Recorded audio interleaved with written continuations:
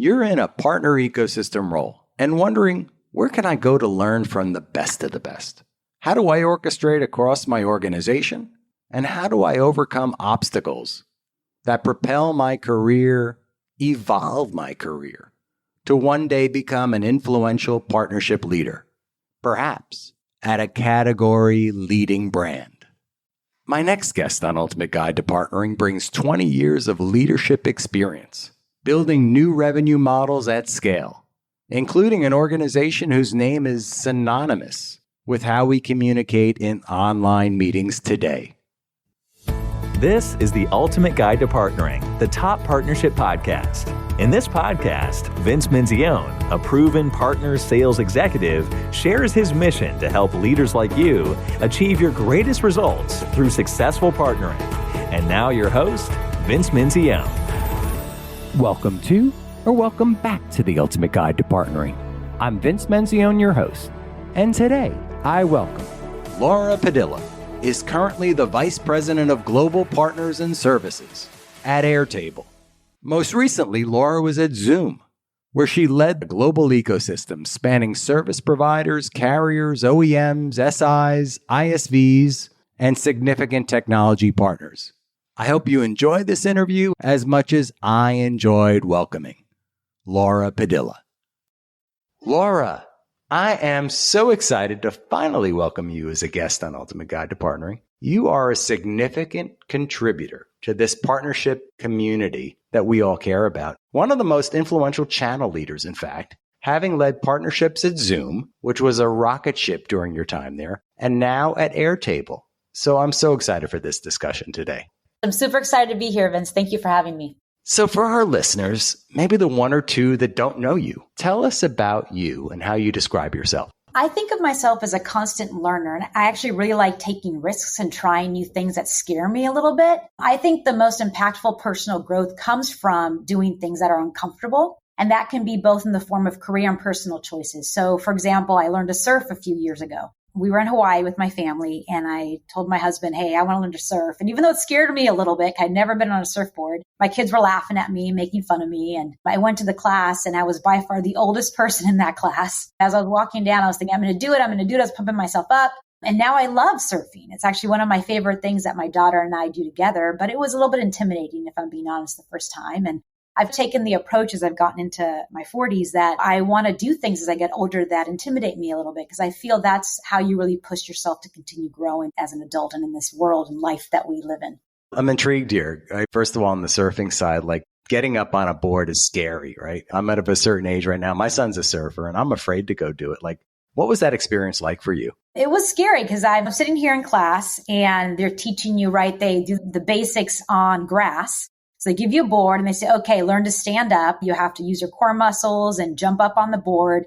Make sure you're right in the right position. You're going to fall over. And so having to do that several times until you get to a point where you feel comfortable, then you actually go into the water. And when you are competing against the ocean and the waves, you're always going to lose that battle, right? Mother Earth has a way of conquering us. And so learning to navigate the waves and being okay with your body and the movement and jumping on that board the right way is really complex and difficult. I would say the first 2 times that I went surfing, you fall a lot and you have to really just keep pushing yourself to, I'm going to do it again. I'm going to do this again. It's okay. I'm going to do this again. It's supposed to be this hard, and mentally preparing yourself for difficulty. And once I got past that and actually being able to stand up the first time, then it became really fun. You do this mental shift from uncomfortable and not fun to this is really fun and I can do this. I was doing it with my daughter who was 9 or 10 at the time, and seeing how much she enjoyed doing this with me together. Now it's something we just love doing together whenever we go to Hawaii or anyone else with beach and waves.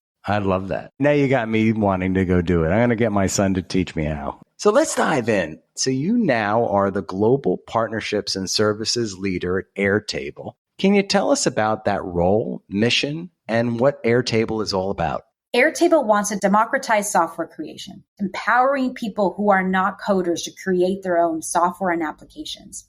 So we consider ourselves a connected apps platform that enables anyone to build custom applications on top of shared data. This allows teams to stay aligned and to do their best work together. Teams can build custom applications on this shared data to support any unique workflow that they have. A marketing team can manage campaigns. A product team can launch products. This also helps strengthen alignment across teams. It boosts employee productivity and efficiency at scale, and also reduces costs and risks through tool consolidation. There are so many SaaS products out there now. They're everywhere, right? So people buy SaaS products from everything from project management tools to services, runs ticketing systems around it. The issue with is that they don't share data or actually talk to each other. All these different siloed applications. And so with Airtable, what you can do is actually have them all talk to each other and maximize the data that they share. So it's extremely powerful, and it's empowered our customers to just be able to do so much more with less. So this is completely different, and what is why Airtable has such a strong brand and reputation. And if you look at all the funding we got last year, why we were considered one of the top startup companies in the Valley right now. It's a really powerful concept. And so at Airtable, my role is I own the global partner strategy and professional services, actually. And the reason for that is that we want to build a large global ecosystem of partners who will become experts in designing, architecting, and delivering Airtable solutions for our customers. Because our platform is so customizable, our customers want guidance around how they can best use the platform today. So our focus right now is on system integrators and technical consultants to join our partner ecosystem. And we're building training tracks for them to become certified and validated to eventually deliver services on our behalf. I love what you have to say here. First of all, we all have so many diverse SaaS-based applications, right? We're running and gunning between all these different applications all day long, and it's hard and it's not integrated, right? And the data is what's really important, and surfacing the data and then having one view, one pane of glass. So one of the things I think you said is that you're allowing these applications to surface up the data so that I, as a user or a team of users, can see all of the data or everything that's relevant and maybe show it up in a way that's more consumable to the use of the function of the business. Absolutely. And then be able to use that data. So one thing is viewing it and seeing it, but another thing is actually being able to use it in different applications in different ways so that you can automate those workflows and streamline it. So for example, let's say your product team put together a product book and a SKU book with pricing and so forth. It may live today in G Sheets or Salesforce or something like that. But the marketing teams who actually have to create assets or campaigns around that different product toolkit and set and SKU book probably has to extract that data and then put it into something else to be able to use it. With Airtable, you can actually use that shared data in one application, in one platform that you can customize and be able to have multiple teams use it in the same place. So it's super powerful in regards to making teams much more productive. I think about just the world of partnerships that we live in right now, right? So I've got data in my CRM solution. I've got partner portals that maybe I'm leveraging to reach out to my group of partners. I've got all these other applications that are surfacing opportunities. And this whole ecosystem, my friend Jay McBain talks about, right? This channeled ecosystem movement, this tech movement needs to be integrated. There's a huge opportunity just within our own space of partnerships here. Oh, absolutely. There's so much we can do. You mentioned specifically systems integrators and tech practitioners specifically, but it sounds like you're also building integrations and working with other SaaS software companies too. So you've got the tech stack, you've got the implementation partners, and then you and I were talking about you also have the hyperscalers, correct? Right, exactly. So I do have a small team right now that is working with all of our ISV partnerships and our product partnerships. And what we're doing is looking at which use cases are the highest ones that our customers are asking for and consuming with Airtable. And usually that starts with a common data set they want to use. And so things like Salesforce is a huge use case for us. People want to take data that lives in Salesforce and be able to share it across different teams for different projects. You have things like Workday as well. That's also a huge use case for us as well. HR teams being able to do that. You have, Adobe actually is also a large integration for us as well that marketing teams use when they're doing, different campaigns and so forth. And then we have integrations. You name it across the board with collaboration partners like Slack, and Box. And then we have the hyperscalers like Microsoft, who we're working very closely with everything from the cloud Azure infrastructure piece to then the applications that they have like Dynamics and Teams that our customers also use and want to have deeper integrations with Airtable. I would think that around modern work and specifically, and also around, workplaces with Google as an example. Oh, absolutely. And Google too is one as well with G Sheets and all the way that our customers use Google for capturing data and information, as well as also the collaboration platforms. All those things we're looking at as well to partner with Google. And you mentioned Adobe with regards to marketing, but I think about the Scott Brinker MarTech stack, right? That alone would be a huge source of opportunity. Oh, yes. So if we look at categories of which lines of business are actively using us today, the highest usage is around marketing teams as well as product teams. And I also like to think about how do we align really closely with product around which are the largest use cases we have to do to unblock our sales teams to have more conversations with customers. And those are the large hyperscalers that you talked about, Vince. I mean, the large companies have the largest market share. Those are the largest in requests. And those are the types of integrations we will have to build ourselves. And we know that. And so we need to dedicate engineering resources to that. So those are kind of the depth partnerships. Then we think about breadth partnerships, and we can work with the hundreds and thousands of ISVs eventually where we say, hey, here is our general API SDK toolkits. Here's our technical documentation. Here are sandboxes that then an ISV team would go out and try to get a large breadth of partners to consume those. So talk to me about professional services and the role it plays with partnerships from your organizational perspective. Yeah, so our product is very customizable, which means that you can get up and running really quickly. You don't have to be somebody in IT or a coder to be able to do that, which is great from initial ease of use. The customization is where once you have companies that are kind of mid to large enterprise, they themselves have a way that they work. So they've already have an investments they've made in different SaaS tools and applications.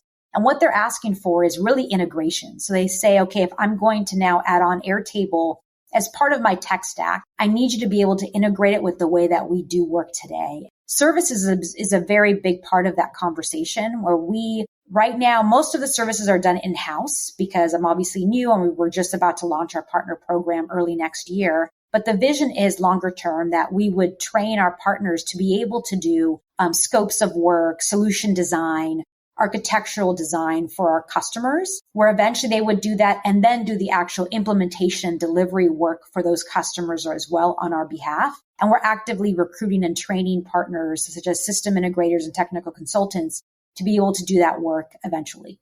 It makes a lot of sense because you're building capabilities, competencies, and practices that ultimately help those partners to scale against. And then is that team organized by specific solution areas? Like you talked about marketing as an example, sales as another example. Are you organized that way? No, our teams aren't. However, our training tracks will be. So we will have a focus on different use cases in the trainings so that we'll be able to quickly get our partners up and running on, let's say, marketing use cases, because those are very specific versus product operations. And so those will be the first two validations that we will bring out into the world with our partners.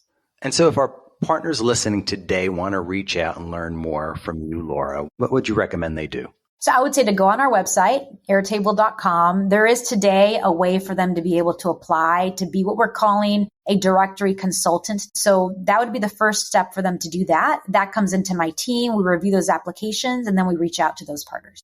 Great. And we'll share those links in our show notes. I want to kind of go back in time with you a little bit, though, because, you were at a very interesting organization during a very interesting time. You lived through a time like no other. We all did. But you were at the nexus, right? You were running partnerships at Zoom during that time of explosive growth. And, I feel like we accelerated. We got 7 years of acceleration in 1 year. And we saw during this time like no other, everything changed, everything accelerated. What did you see during that time that you didn't expect to see? Yeah, I mean, look, there was so much chaos in the world because of COVID. And what happened was Zoom became this essential product overnight. So use cases, both personal and professional, just exploded. So everyone globally was using Zoom to stay connected and continue to run their businesses. And the volume of work was insane. And we did not have the capacity to support it, honestly, Vince, because I think I had just finished putting in my business plan for the year and leadership had just accepted it or approved it. And then COVID happened a few months later. And so that plan was just void because the volume was just so insane. So what we expected to see at Zoom actually was businesses to purchase directly through online or through our sales reps because they wanted to get up and running really quickly. So we thought that the partner business was going to take a hit, honestly, because of it. And what happened was the exact opposite. This did not happen. The partner business actually grew double what the direct business did. It was shocking. And what it did was solidify the need for partners and how important it was for customers that they were really looking for guidance on how to solve for this situation and to keep their businesses running. And they weren't looking at just vendors. They really wanted trusted consultants and partners to be able to tell them what to do.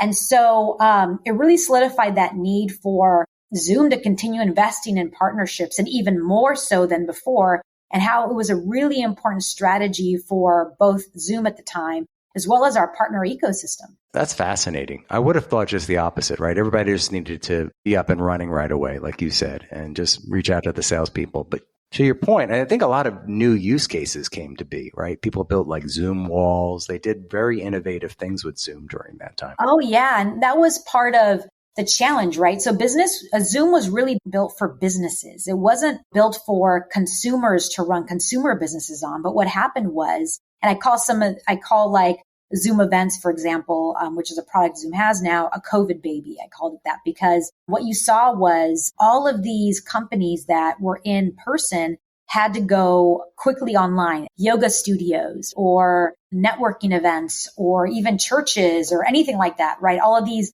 events that were in person had to go online quickly. And people were just searching for a frictionless way and they chose Zoom. Zoom was really not built for that, right? And so what evolved after seeing that need was that product. So we assigned an engineering leader to build that product from scratch. And it's a product that is now up and running and is doing really well. But that was really a result of COVID. But yes, to your point, there were so many different use cases we didn't even think of.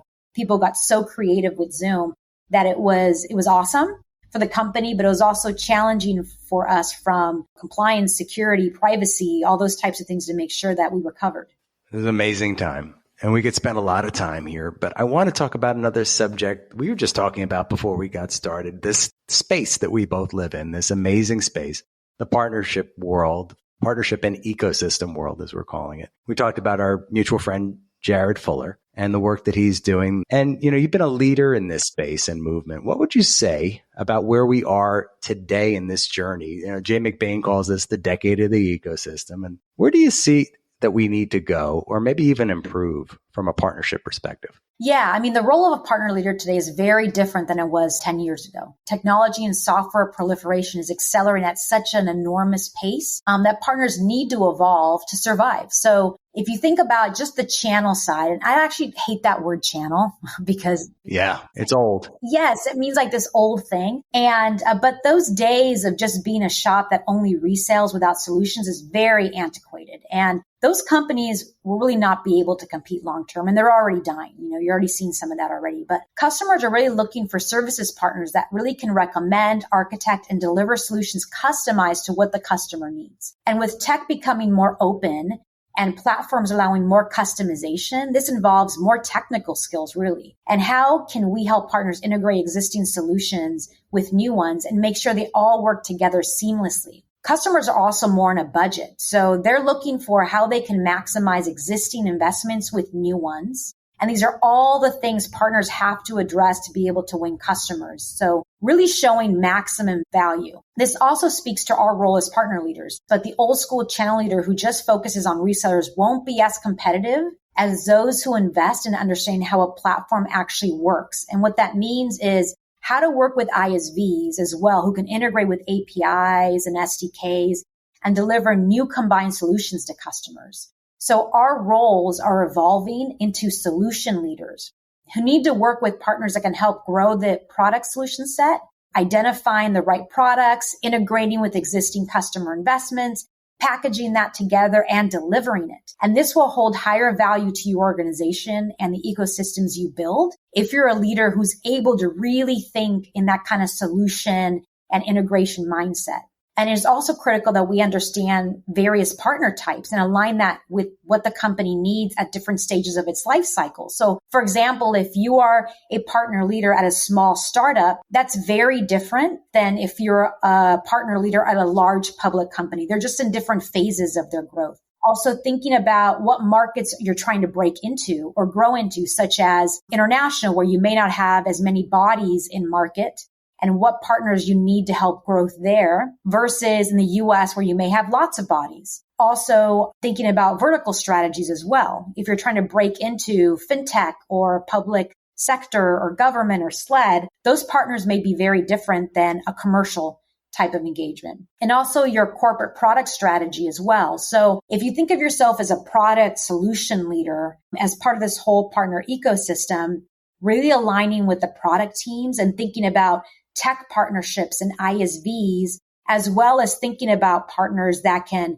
expertly sell and architect and deliver solutions, and also sales partnerships as well. So thinking about all the various partner types and what your company is trying to achieve is super important. And that's what you're expected to do now as a partner leader.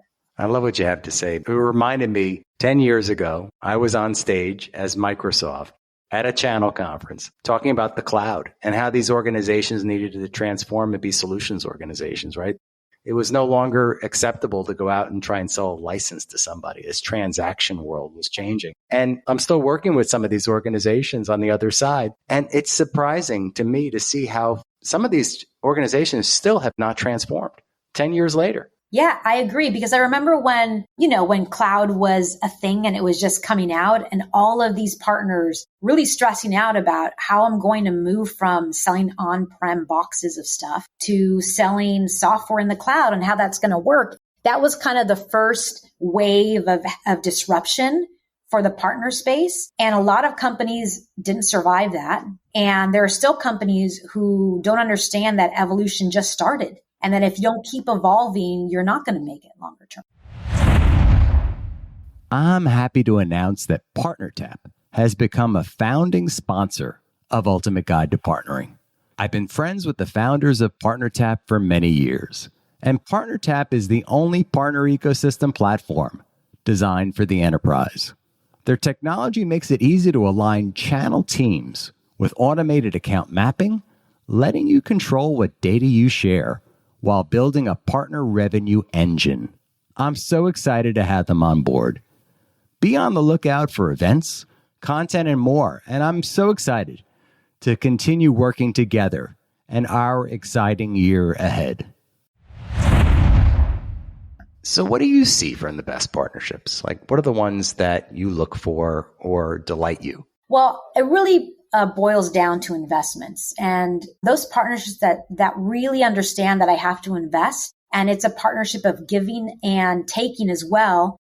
Those are the most beneficial. And it's really important to get executive sign off on the business plan and objectives so that expectations on both sides are adequately met. When you haven't had that, if expectations are mismatched, people are just not happy in the end. How important is this partnership for both of us? Are we both willing to invest? And what are expectations from return?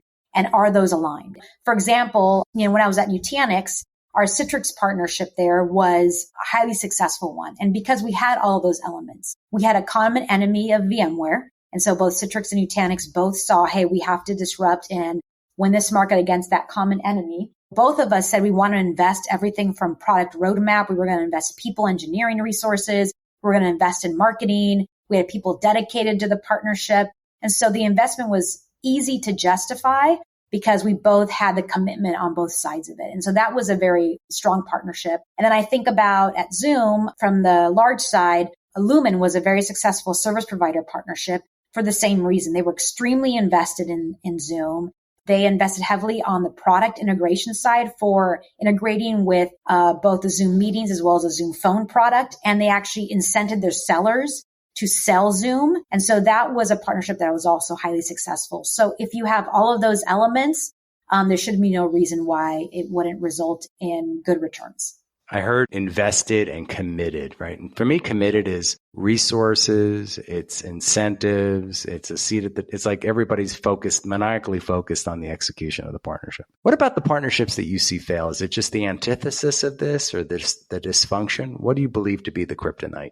Yeah, I mean, I've had several partnerships fail, honestly. And, if I look back on them, it usually happens due to misalignment in our goals and expectations. And for example, what we wanted out of it wasn't what the other wanted as well, or what they wanted to give us. And so sometimes this happens due to existing partnerships with competitors that they don't want to disrupt. So, not naming names, but we had a big partner, actually two big partners at Zoom that we were super excited to partner with them at the beginning, and they really were not a good fit. And the reason was the partner initially had said they wanted to invest in product integrations. And then at the end, they pulled out of it and said they didn't want to do those integrations.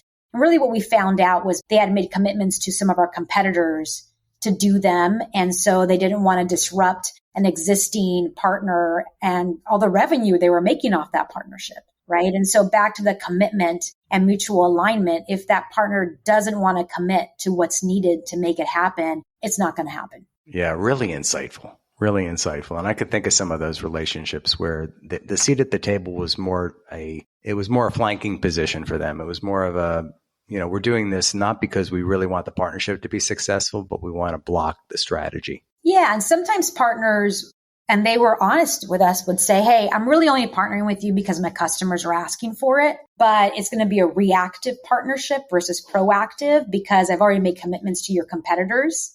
And when that happens, they pretty much have upfront told you, I'm going to invest all my money with your competitors, but I'll just do what needs to happen to make sure when customers ask reactively, we'll be able to fulfill that demand, which isn't very inspiring on our end, right? No, it's not. We're going to check the box, basically, is what they're going to say.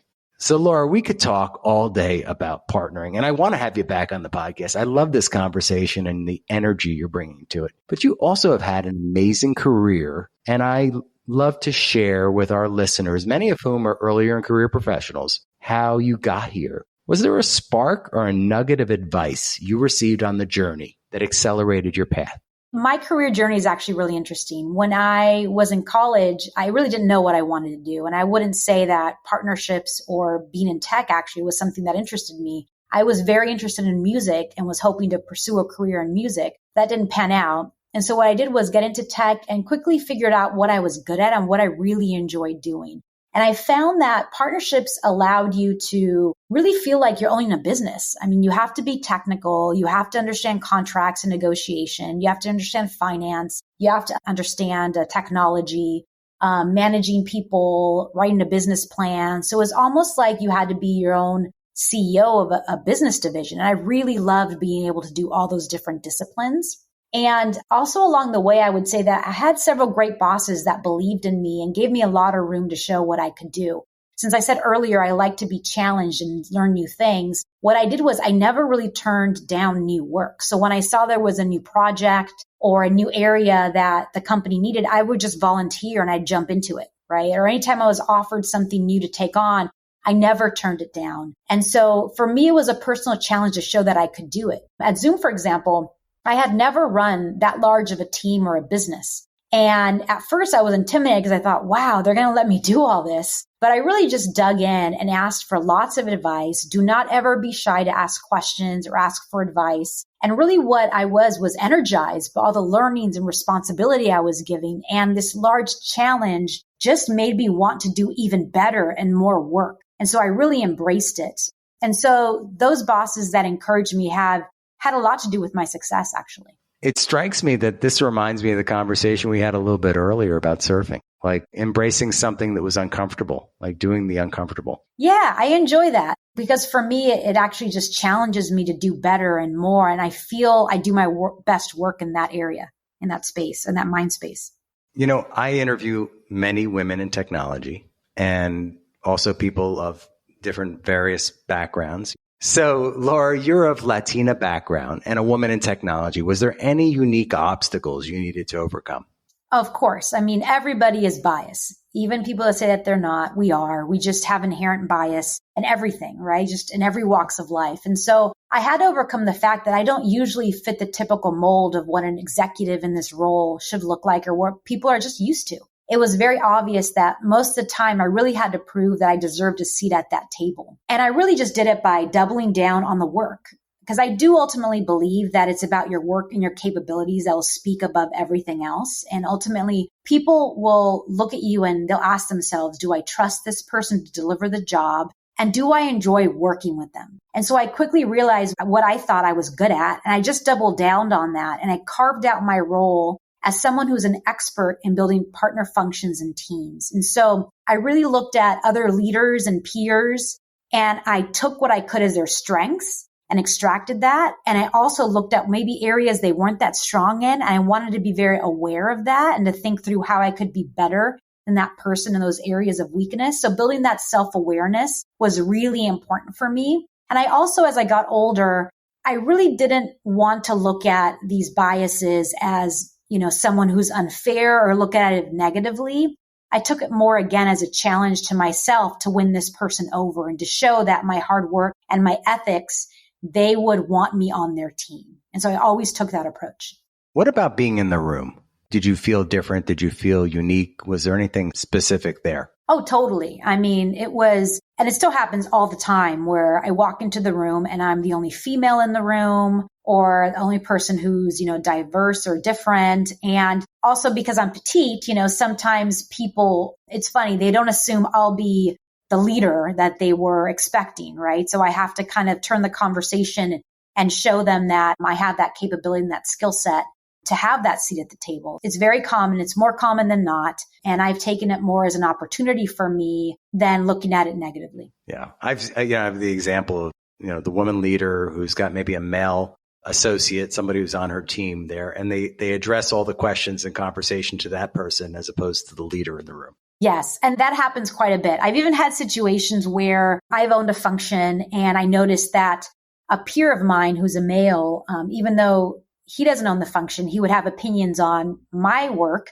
and my boss or the leadership would listen to him versus myself, right? And so it was funny in those situations where I would at first be upset and I would say, it's frustrating. But then I actually learned to navigate it where I would partner with that person on being able to deliver a message or to use that person as an ally in those situations. And it worked out great. Any advice for people that you would mentor? What advice would you give them? You really need to focus on being the best. And what I mean by that is understanding your craft and being somebody that people want to work with and admire. What I did was I really looked at, okay, how can I carve out an area of expertise for myself and be the best at it? I want people, when they think of partnerships, they would think, oh, Laura would be the person I would call immediately if I had a question or I needed to build an org around partnerships. So how do you stand out in that functional area that you want to be considered an expert at? And you need to just double down on the work, understand it, and be the best at it. And it just really comes down to that. Nothing comes easy. And you would be really surprised how many people expect to be rewarded without putting that work in. And it just doesn't work like that anymore or ever. I so agree with you there. I heard the example before about if you do great work, expect okay results, right? You've got to do the most excellent work to expect great results. Exactly. There's really no shortcuts to success. Unfortunately, there aren't. So let's have a little bit of fun. You are hosting a dinner party. And this dinner party could be at any location. It could be in Hawaii. You could bring your surfboards to this dinner party, in fact. And you could invite any guest, 3 guests, in fact, from the present or the past to this amazing dinner party. Whom would you invite and why? This is an awesome question. And I had to really think about it. So I would want to invite Dolly Parton. And the reason is because obviously I have a musical background. I love music. She's someone that a coworker introduced me to. And obviously I knew of Dolly Parton, but my coworker is obsessed with her. And I started spending more time reading about her. And she's a really fascinating woman. Not only is she a prolific songwriter, very successful musician, but she's also a philanthropist, a feminist.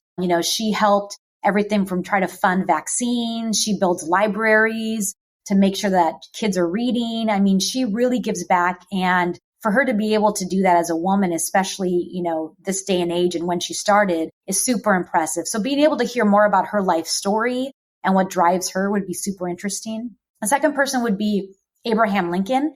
And the reason why I think of him is, he was president during a time of huge political strife. And there were so many things happening, everything from wars to slavery to all, just the building of this great nation that we live in. And there's so much political strife happening in the US today that he would be someone that I'd want to ask about how he would handle this situation where there's so much conflict and differing of opinions and what learnings we could take from the past. And the third person would be Michelle Obama. I met her at a conference and I made a total fool of myself when I met her because I was so intimidated by her. It's a really funny story, Vince. I'll tell you at a different day. But I spoke with her for about 10 minutes and she's very striking in person and she's very amazing to talk to. She's very well educated, obviously very intelligent, and she has traveled the world and seen the world as first lady supporting her husband. And so she's someone I think future generations could look up to as a role model, as well as I'd love to see her perspective as a diverse figure this generation and what we're going through and what the future may look like moving forward. So I think those three together combined would be a really great dinner party. What a fun dinner party. Can I come along? Maybe I'll come along for a beverage or something, but of course. First of all, Dolly Parton, people underestimate Dolly Parton. Like she came up in the 60s and 70s when, talk about bias towards women. She is super intelligent. She is about as sharp as they get, an incredible songwriter, right? I mean, she's written songs that are prolific even beyond her recording them. And then she's done so much great good in the world and she continues to do. And she's besides being a force of good, such a source of life. Abraham Lincoln, I mean, we need Abraham Lincoln now more than ever. And then Michelle Obama, who I adore the work. We could talk about the work that she's done, the role model that she has been to so many. Such a great dinner party. Well, thank you. That would be fun. I'd love to be able to do that. All right. Where are you having this dinner party? You're going to have it in Hawaii? Where is this going to take place? Hawaii would be fun. Actually, I don't know. I'd have to think about that. Maybe in Mexico City. Mexico City has amazing food and culture. So it might be fun to do it, somewhere with a little bit more of kind of pizzazz and all this combination of all these different flavors and cultures. I'm definitely coming. My daughter just came back from her second trip to Mexico City and has told my wife and I that we need to go. So there we go. I'm coming along.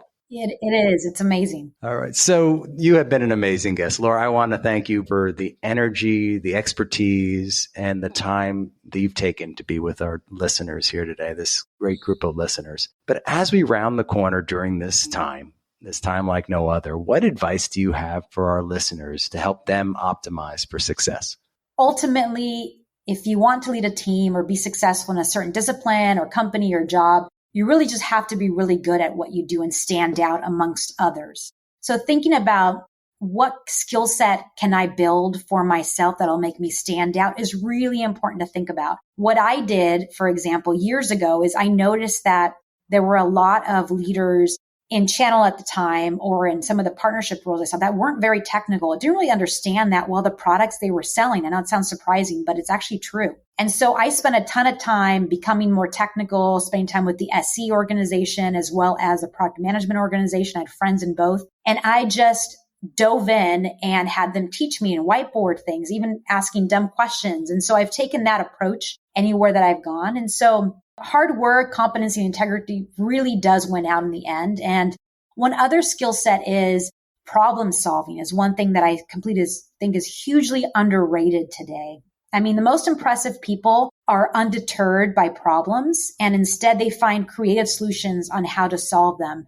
For example, some of my leaders that work for me, the one that distinguishes the good ones from the great ones are the ones that come with me with a problem and a solution versus the ones that just come and complain and say, hey, there's all these problems and they expect me to solve it for them. Being able to be a problem solver is so critical today and you will stand out as a result of that. So one thing also I'll leave people thinking is, are you the person that they would call if they needed an awesome partner leader to hire? Ask yourself that question and what you need to do to be sure you're the first one on their list.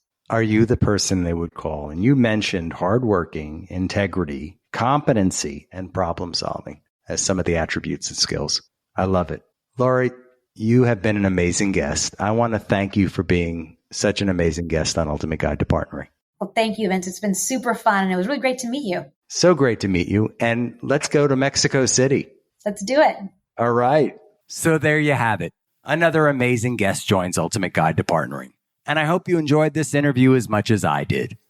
Odds are, if you're a technology partner executive and hearing my voice, chances are you too are looking to accelerate your success through partnerships. I mean, let's face it. We all have seen partnerships that look good on paper, but never live up to their expected results. There are a lot of reasons why partnerships fail. And at Ultimate Partnerships, we help you get it right by applying a proven set of best practices and framework that's used by leading partners working with Microsoft and other technology giants. If you want to learn more, follow the link in the show notes or visit our website at ultimateguidetopartnering.com. Thanks so much for listening to this episode of The Ultimate Guide to Partnering with your host, Vince Menzione. Online at ultimateguidetopartnering.com and facebook.com/ultimateguidetopartnering. We'll catch you next time on The Ultimate Guide to Partnering.